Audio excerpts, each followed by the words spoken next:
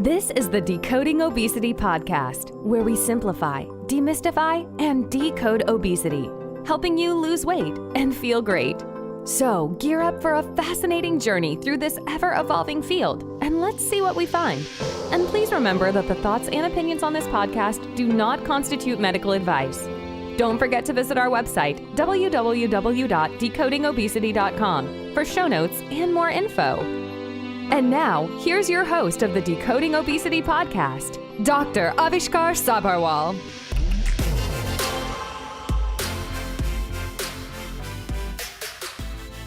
Hello, friends. Welcome to another episode of the Decoding Obesity podcast. Have you heard of the Very-Low-Calorie Diet? In this day and age, when everyone is moving away from calorie counting, why am I talking about calories? Well, hold your horses. We are soon going to find out. But first, I want to talk about reviews, my friend. Listen, now I know I keep requesting you guys to please write reviews on Apple Podcasts, and I know this sounds repetitive and I'm probably sounding just too annoying right now. It doesn't seem like a big deal at the outset, but as with anything on the internet, reviews are very, very important. This is one thing with podcast reviews. The more reviews this podcast has, the more easily other people can find it. It really does help with this podcast to get noticed by other people who it can help. For those of you who've already left me a review, I'm very, very grateful and I'm very thankful. Thank you so much, and thank you for being patient while I ask for more reviews. Listen, there are so many of you I know who are listening and for sure have not left me a review. If you could just please be so kind as to do that, I would really, really appreciate it. It really helps the podcast. And it's easier than you might have thought. All I ask of you is to fill out that Apple Podcast review on your podcast app, if you would be so kind to do that. It helps the podcast to be more easily found within Apple Podcasts for other listeners. We all need this help, right? Now, if you have an Android device, you're not going to be able to do this directly. But fortunately, there's a workaround. If you even have Apple Podcasts on your computer, you can just search for Decoding Obesity and do your review right there. It's very, very easy. I have set a goal for myself of getting at least 1,000 reviews on Apple Podcasts in 2021, and I request you, my friend, to help me reach there. The more, the better, of course. Another exciting thing is the Decoding Obesity Hangout. I want to extend a personal invitation to all of you to join me on my next Decoding Obesity Hangout. This is 100% free. It's a free meetup where you get to discuss your challenges about your weight loss journey, find accountability partners, and network with other people in different stages of their weight loss journey. So head on to www.decodingobesity.com/hangout and get signed up for our next Decoding Obesity Hangout. Again, this is 100% free and you get to hang out with others in the same boat. Okay, I'm very excited to welcome back Dr. Richard Lindquist to our show. He is one of the directors of the American Board of Obesity Medicine, a trustee of the Washington State chapter of American Society of Metabolic and Bariatric Surgery. He has practiced as a full-time obesity medicine specialist for 15 years and now has transitioned to consulting. Welcome back, Dr. Lindquist. How are you? I'm well, good sir. How are you? I'm very well. So let's talk very low calorie diet. I've done these various episodes and, each time I mentioned that, there's so much more to obesity than calories. And here we are talking about calories all over again. So what exactly is a very low calorie diet? Right. Well, there is a point at which calories actually do matter, so as well as composition. But a very low calorie diet actually has a definition. It's defined as of about 800 calories. And it doesn't vary that much for men or women, say 700, 800 calories. And that's in its most simple form. That's it. It's very low calorie, which is in the 800 calorie range. Now, it distinguishes from a starvation diet, which is down around 400 calories. Right. It's distinguished from a low calorie diet, which for women is going to be around 1,200 calories and for men about 1,600 or maybe 1,800 calories. So it's in that particular niche. 700 to 800 calories per day niche. And how did this come into being, this very low calorie diet? How did this all come about? Well, funny you should ask, because I actually had to go look that up, knowing what we're going to talk about. My first acquaintance with it was with the work that George Blackburn and his group did in the Northeast United States. But the first description of it goes back to 1929 to a couple of folks named Evans and Strang that they published their results of a diet. But then it was really looked at in more detail in the 70s by Blackburn and and others in that group as really part of a way to make sure actually it came out of a protein sparing modified fast type of concept Yeah. that it had to do with the nutrition of people in the hospital and how could you feed them to make sure that they got at least the minimum of nutrition. So there's a lot of pieces of the puzzle that link up. Currently, the most common usage is in a sort of typically a time limited way as a very aggressive intervention to lose weight. Yeah, I was going to ask you because it's very low calorie. So obviously it's not going to be sustainable over the long term. So it has to be used as an intervention. Now, how does it work? It is just purely calories or is there more to it? Well, there is more to it. And I think you have to take a look not only at the calories, but by the nutritional composition. And this is where the little teeter-totter between calories and macronutrients really plays in. So I look at it this way. There's a lot of different ways that you can approach it, but here's sort of my simplified state school educated guy. I got to figure this out. So you've got to have protein or you die. So protein is a significant composition of the VLCD. You have to have fat or you die. So fat is a significant portion of VLCD. There's no such thing as an essential carbohydrate.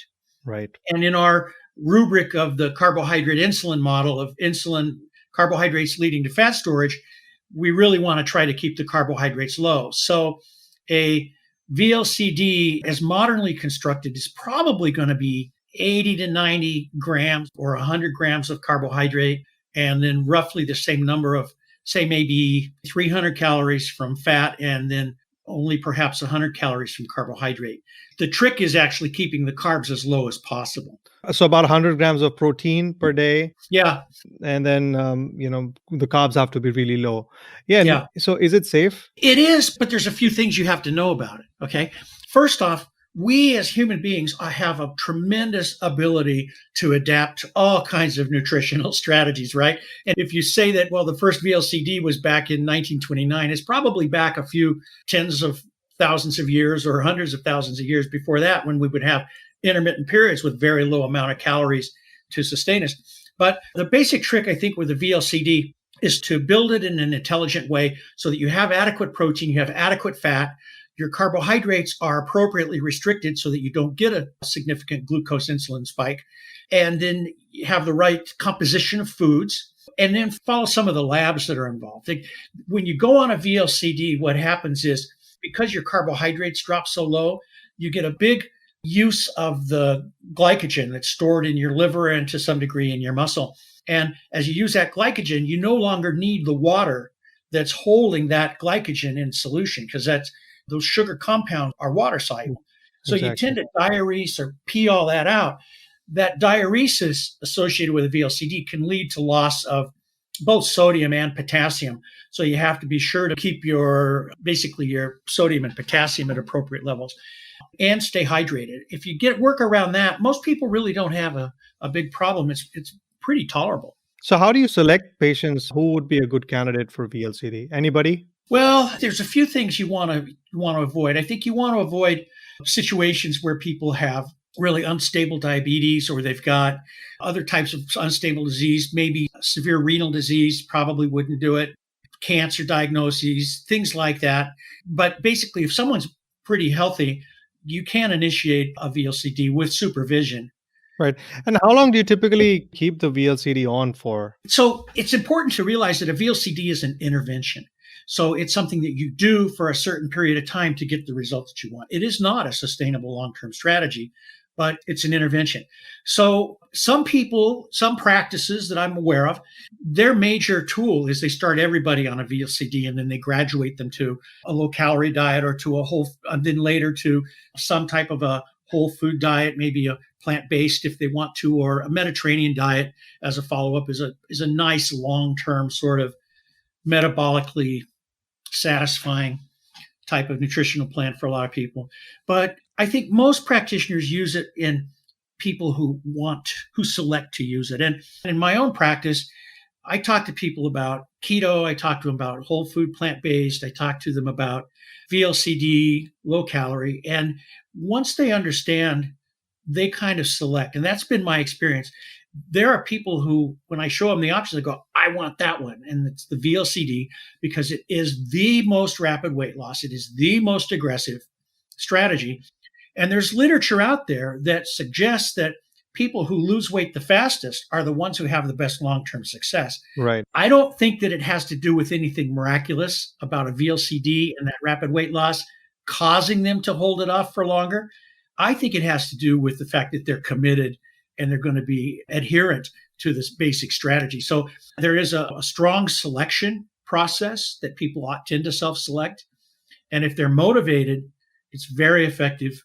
Most commonly, people will use it to answer your question as long as they want to. Some people are bored to tears by 2 to 3 weeks, but the typical package that I've had a lot of success with is built around a 12-week module.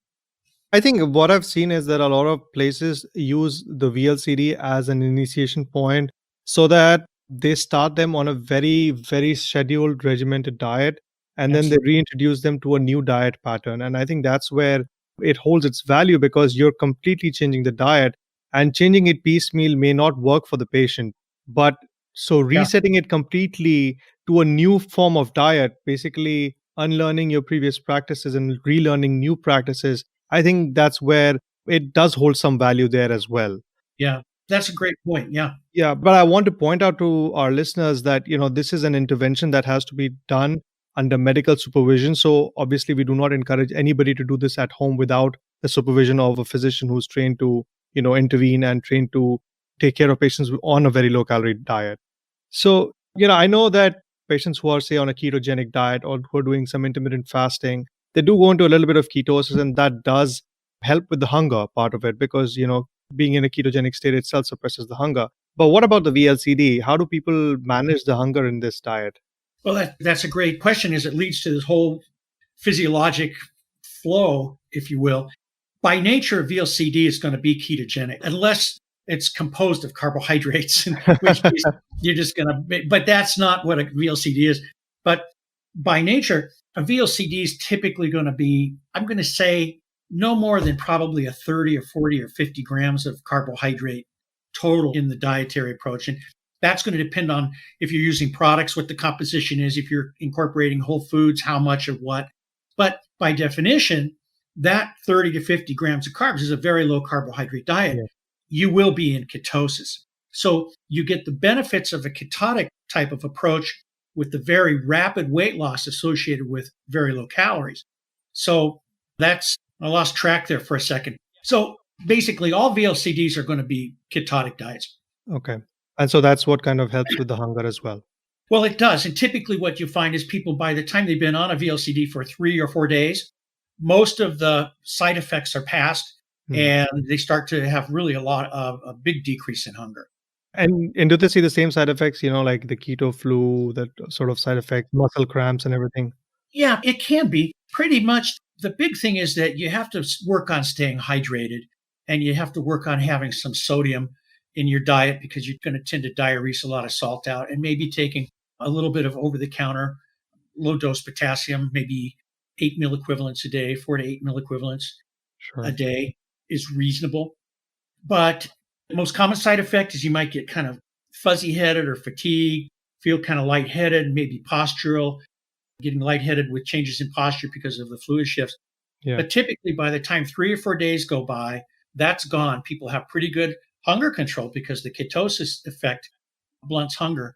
And it's curious, a lot of people then have a period of time they say, I feel great. I've got all this energy. So it's a little unpredictable on how people are going to respond, but you need to coach them into, hey, replace some salt, replace a little potassium, drink a lot of fluid. Yeah. And make sure that you do get your meals on time.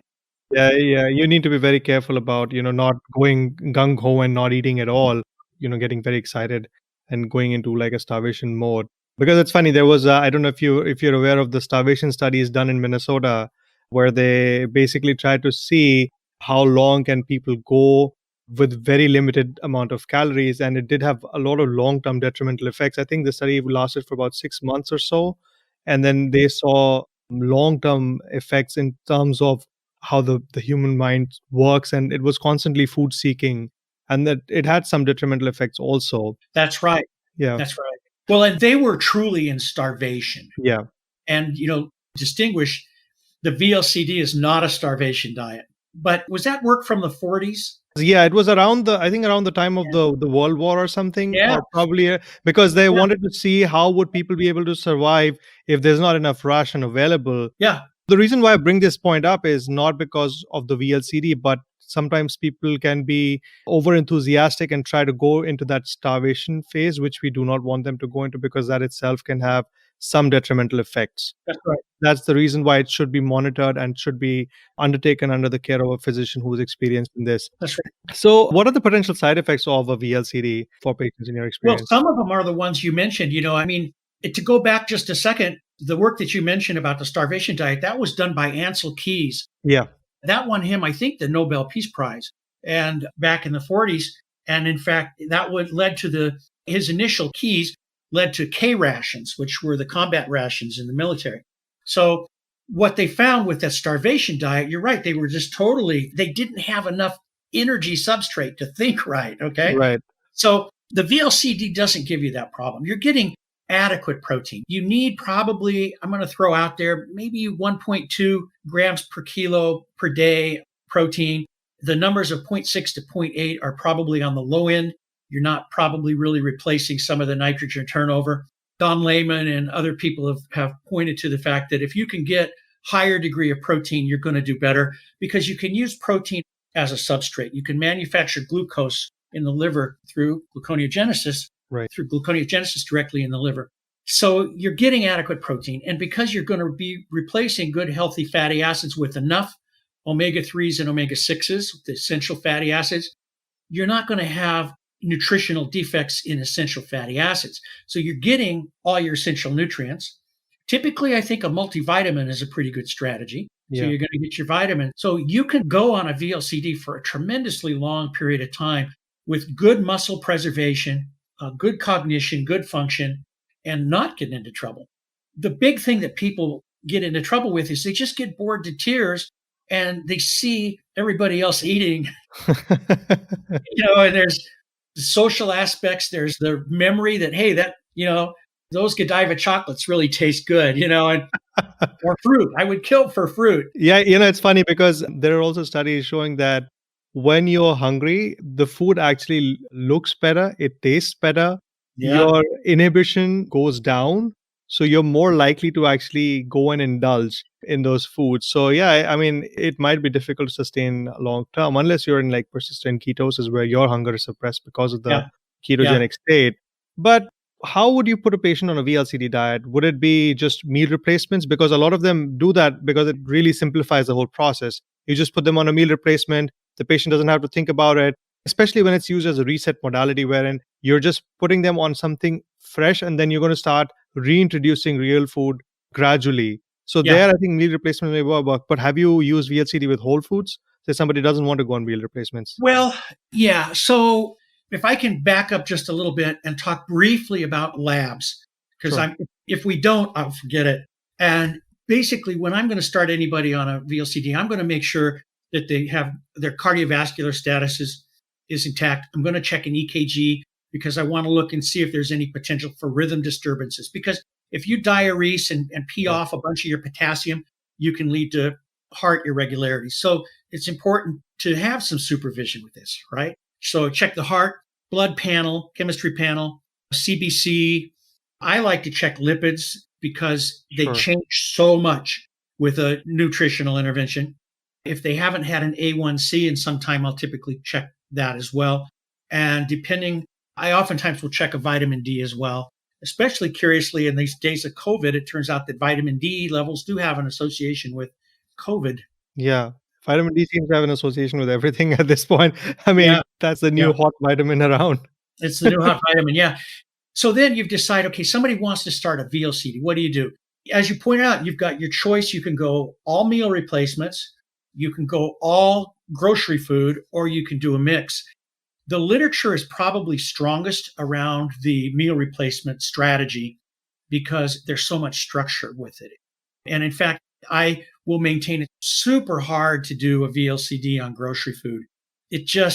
Other people may have a more favorable experience with than I do. But what I found with people are trying to use grocery food, they have to weigh and measure. They have to be very careful, and it requires a degree of focus and attention that can be very, very difficult for many people. So structurally, I think it works best the fewer the decisions that you have to make. So you don't wind up decision fatigue and decision anxiety around what the choices are. So I think the most favorable experience has been with meal replacements. A lot of people, having said that, a lot of people like to have a social meal or don't want to get completely out of touch with grocery food. So one of the strategies that I've been able to use with people is 3 meal replacements and 1 grocery food meal a day. And that needs to be really basic with, 3 to 4 ounces of a protein and a salad or a vegetable, period, end of story. Got it. But in most of the VLCD interventions, use essentially meal replacements. And it's an interesting thing. The United Kingdom did a big study. I think they're about 3 years out now. It's called the DIRECT study, capital D, small I, capital RECT. Yeah, I think it was the outpatient study where they looked at what interventions can be used. I believe if they can be used by primary care physicians or healthcare workers in remote regions when they use these VLCD practices. I think that's the study that you're alluding to. Well, that's exactly right. And they did it with 100% meal replacement products, and they found a 50%.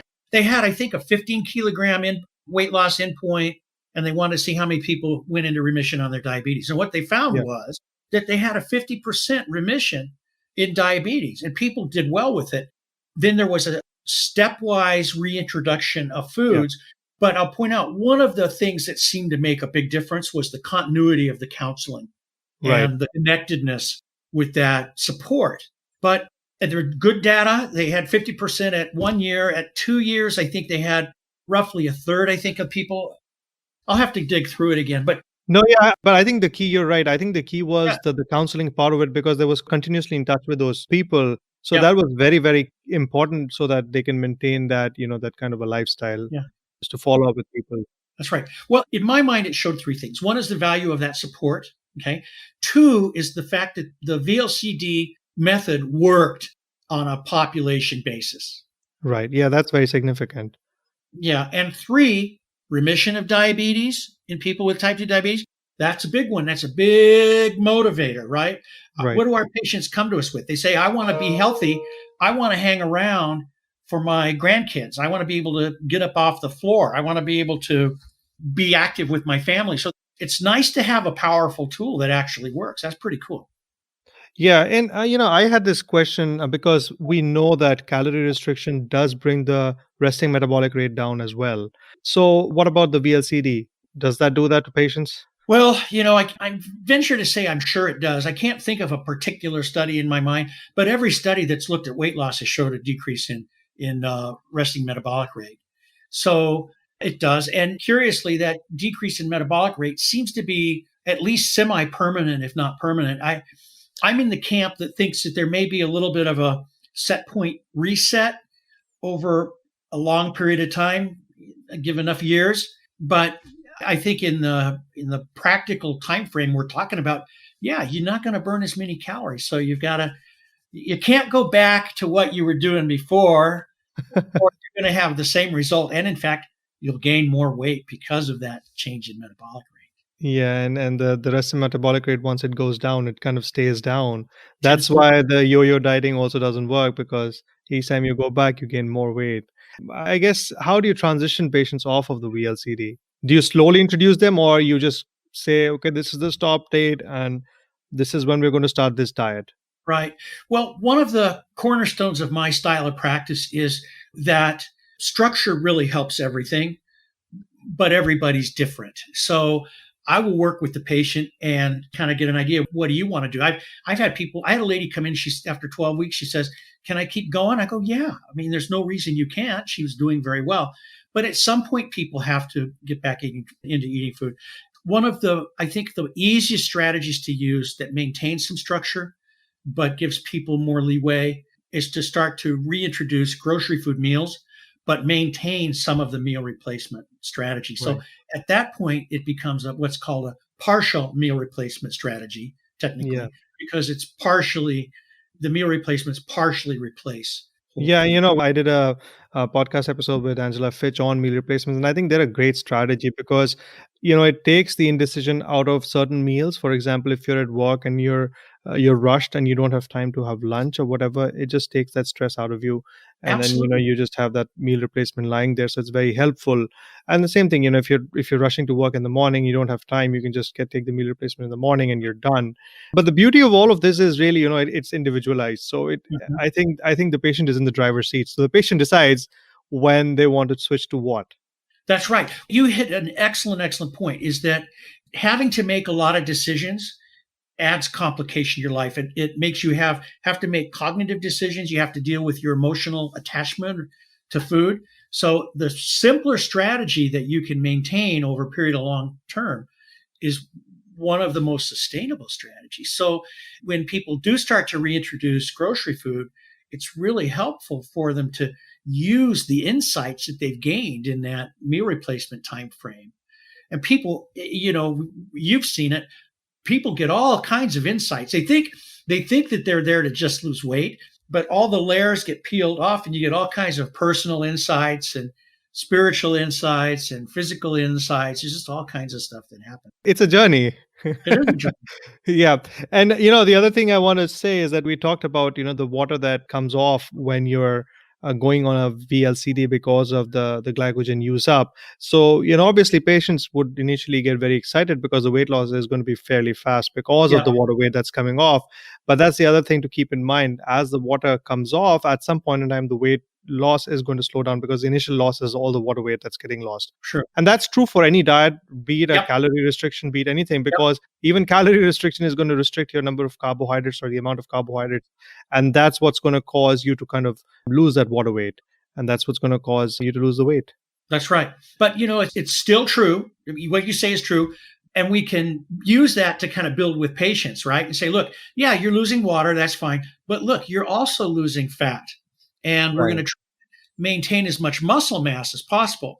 So when you come back, we're going to put you back on the body composition and show you what you're made of. So you can see that, yeah, you've lost water, but you've also lost a lot of fat. And people will lose a lot of fat. And it's not uncommon to see 2 pounds a week, a pound, 2 pounds a week, 3 pounds a week. It depends on the individual. Right. But weight loss in the range of 10 to 20 pounds a month, or I've had, depending, a large man, I've seen a guy came back in after a month, he'd lost 35 pounds. I go, Oh, whoa, wow. what are you doing? Yeah. And yet he would followed it perfectly. He was fine. He says, I feel great. All his labs were fine. So it really varies from person to person. Yeah. It's fascinating. Yeah, and if they're going to be on a VLCD, any calorie restriction will cause a loss of the fat mass, of course, water weight, Yes. and then there's also a loss of the fat-free mass. That's the muscle mass that gets lost. No matter what kind of a diet you follow, that's going to happen. Are you concerned about that at all on a VLCD? Because I mean, we are essentially maintaining the protein intake. So, are you concerned about that? Not really. In a way, you have to accept whatever you get, right? But if we're replacing adequate protein so that those protein stores are being replaced as they turn over and you're getting plenty of essential amino acids, you're not causing any malnutrition there. That's good. And then fatty acids, you're replacing them adequately as well. So at one point, you just have to kind of accept what you're getting. It's tempting to say, oh, you should start an aggressive weight building program while you're doing a VLC. That's just a terrible idea, right? Yeah. Make one change, adapt to that very dramatic intervention. Make no mistake about it, a VLCD is a dramatic change. But by getting adequate protein over time, I always look for a ratio. If I could get people to lose 2 to 3 pounds of fat for every 1 pound of muscle, or lean mass, fat-free mass, that's a pretty good ratio. Every so often, somebody would come in and they wouldn't lose fat-free mass at all. I go, great, your physiology is perfect. Someone else might come in, they might lose, might be more like a 1-to-1, 1 pound of lean mass for a pound of fat. That's kind of unusual, but it's definitely expectable that you're Right. going to lose 2, 3, 4 pounds of fat for every 1 pound of lean mass. Yeah, and I think that's very important because a VLCD is not just a very low calorie diet. It has to be a structured program wherein you maintain the protein intake, you maintain the fat intake, because those are the protein at least is your muscle building block, and Yep. you need that to be there. So you cannot be on a diet that's just low calorie and it's rich in carbohydrates. That's not going to work. That's right. And you got to get enough essential fatty acids. You got to have Exactly. You have to have linoleic acid and alpha-linolenic acid. Those are the two essential fatty acids that humans need. So, but if you structure that, it's definitely a doable thing. You asked about getting started on the diet. I like to see people back at approximately a 1 week interval, maybe 2 weeks if they're doing super duper and they don't need me. But I think check in at a week. How are you doing? If they're getting lightheaded and they're complaining of falling down when they get up to go to the bathroom, you don't want that to go on too long before you have a chance to sort out what's going on. Yeah, and the other thing is if the patient has high blood pressure and they're on antihypertensives, because of all the water diuresis, there can be the volume loss within the blood vessels. That itself, if it's causing lightheadedness, they take the medication, it's not going to work well. So they'll end up in the hospital admitted. And that's why, we just hammer this point that it has to be supervised by a physician, because somebody has to be watching your back when you're doing this. Yeah, I would moderate that a little bit. I say that, our advanced practice providers do a good job too. Right. No, yeah, of course. Anybody who's experienced with this. Yeah, experience, yeah. What I was trying to say was you should not be starting this at home, just sitting at home and doing it. You should have somebody who's experienced in this and, going to them and seeking help for this. Yeah. That's right. Well, and as a practitioner learning how to do this, it's not like this is taught as common knowledge in medical school, although due to efforts by people like Nick Pennings and others, there's a lot being done in the educational world. As a provider, you think, gee, somebody comes and says, I want to do this VLCD. You go, what? Very low, 800 calories? Are you crazy? I was taught to never go below 1,200 calories without supervision. Well, that's right. We're providing the supervision. So we need to know what's going on. But I think if you simply start out as a provider, check some basic labs, and the secret to doing right by our patients, I think, has a lot to do with ranging follow-up in a timely way. How are you doing? And you just simply paying attention. Yeah, because it is a drastic intervention that you're taking, that you're undertaking. So really it requires close follow-up. If a patient is going to be, not following up, I don't think that's the right approach. I agree. And it can be intimidating to a practitioner who's just learning how to do it. Right. It's like, but you do it a few times, you realize that people actually do well. It's a good feeling. Yeah. Well, this has been a fun discussion, Dr. Lindquist. Do you have any parting thoughts? Not really, except I think if people are interested in a VLCD, there's a lot of literature out there. They can be safe. There's a handful of things you want to do. Check some basic labs, and by all means, emphasize hydration, because the ketosis alone can blunt some of the thirst mechanism as well too. So, I think that it has a lot to offer, and it's worth pursuing for providers, it's worth knowing how to use it, because it can be a really great intervention. And ultimately, at the end of the day, we want to do what's best for our patients and help them get where they want to go. Absolutely. Get to a healthier weight. Well, that's great. Listeners, I want to hear from you. I would appreciate if you could just spend a few minutes, write a comment, leave a review, or just say hi. Let me know how I'm doing and if there are any specific topics that you want to hear about. And please remember to review this podcast so that other people can also get exposed to this. And if you're finding this podcast valuable, please do share it with others. And this has been a very, very fun episode. Thank you so much, Dr. Lindquist, for joining me. And I'll see you all next time. All right. Vishkar, thank you so much. This is a lot of fun. You're doing a great service for us all. Thank you. Thank you. You've been listening to the Decoding Obesity podcast. Please remember, the information in this podcast should not be used in any legal capacity whatsoever. The thoughts and opinions expressed on this podcast are solely of the host and his guests and do not constitute medical advice. Views and opinions on this show do not necessarily represent the views and opinions of any organization. And that brings us to the end of the show. Thank you so much for listening in. Don't forget to visit our website, www.decodingobesity.com, for show notes and more info. And if you've enjoyed this episode, please feel free to rate, review, and subscribe on your preferred podcast listening platform. We really appreciate that effort. Until next time.